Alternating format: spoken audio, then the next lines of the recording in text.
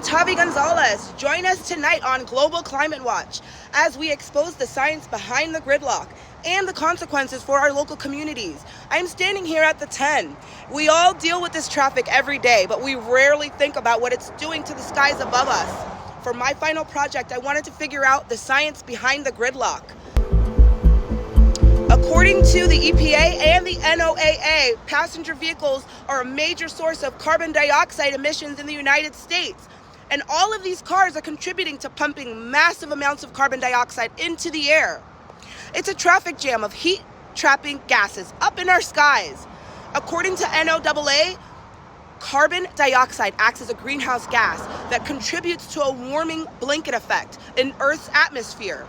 Honestly, it's just like being stuck in gridlock on the 405. Once that carbon piles up, the heat has nowhere to go and the planet warms up. So according to the latest research from the IPCC and NOAA, this process disrupts Earth's net radiation budget. The scientific balance between the energy from the sun that reaches our planet and the thermal heat that radiates back out into space. According to their data, the system is designed to allow some of that heat to escape, keeping our temperature stable. But by adding excess CO2 through our daily traffic, we are thickening that blanket. It traps that outgoing thermal radiation, forcing the planet to warm up as it tries to reestablish a balance.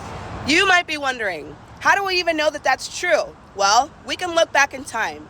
According to research from NOAA, scientists use ice cores, which are like these frozen time capsules, to see what the climate was like way back in the day. According to their data, as snow falls over thousands of years, it traps tiny bubbles of air. Now, by testing those bubbles, researchers can see how much CO2 was in the air thousands of years ago and how the temperatures reacted. According to the California Ocean Protection Council, the records show a direct link whenever CO2 levels climb. The planet warms up with them.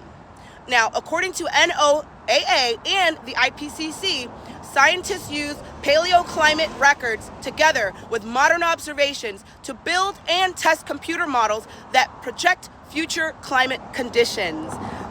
According to the IPCC, if fossil fuel emissions continue at current levels, global temperatures are projected to continue rising over this century. Sometimes, sitting in that gridlock, all I'm doing is dreaming about the beach. But the reality is that the climate crisis is coming for the coastline too. According to NOAA and IPCC coastal projections, sea level rise and stronger storm surges are expected to increasingly affect low-lying coastal areas like, you guessed it, sunny Southern California. I grew up in Venice. So did my mother, and so did her mother. And now I bring my children here to play and enjoy, because Venice is for all of us. Hey kids, do you ever wonder or worry about the ocean getting a little too close to your sandcastles when you're building them? No. Yeah, mostly because the waves get big and they destroy my sandcastle that I've been working to make for like 30 or 40 minutes. Okay, and if you could do one thing to make our beaches cleaner and better, what would that be? Clear the plastic pollution in the ocean. Awesome, thanks guys. All right, young man, you have been a local in Venice since you have been a baby. If there were some things that you could change to make Venice better, cleaner, and all around just a better place, what would that be? Probably the pollution, especially in the ocean. Like, sometimes it needs to be more cleared out, and people need to be more aware of the trash that's laying around and should honestly clean up after themselves. Thanks. The thing is, it's not just sandcastles. It's our home. According to research from NOAA, global sea levels have risen about 8 to 9 inches since 1880, and it's speeding up. You might look at this boardwalk and think the water is nowhere near here, and you're right. But according to NOAA's long-term modeling, as sea levels rise, extreme storm surges and king tides are expected to push further inland. We're talking about saltwater intrusions, where brine corrodes our underground pipes, ruins bike paths, and could compromise the foundations of our buildings. Beyond the physical damage, we have to look at the human cost.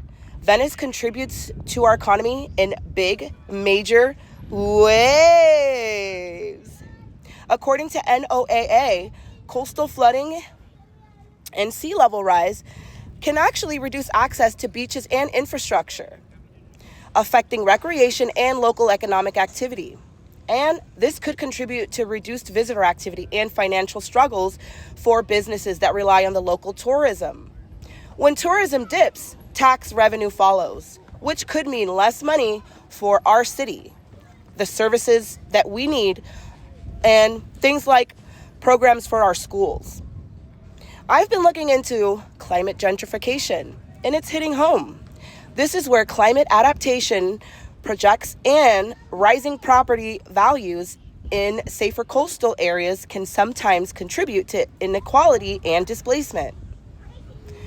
There are worries that developers might build expensive exclusive defenses that only protect their own properties and price out the families who have been here forever.